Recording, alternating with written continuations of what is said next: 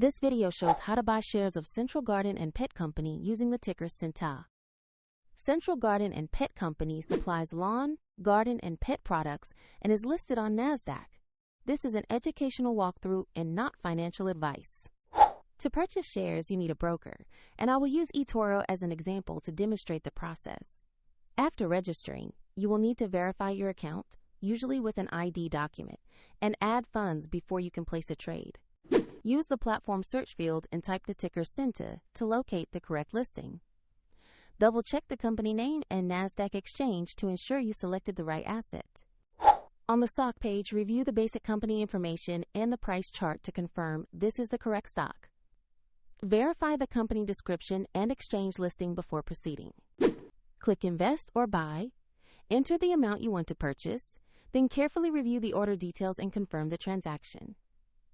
If the market is closed, the order may be queued for the next session, and if you do not have enough funds, the platform will prompt you to add funds before confirming.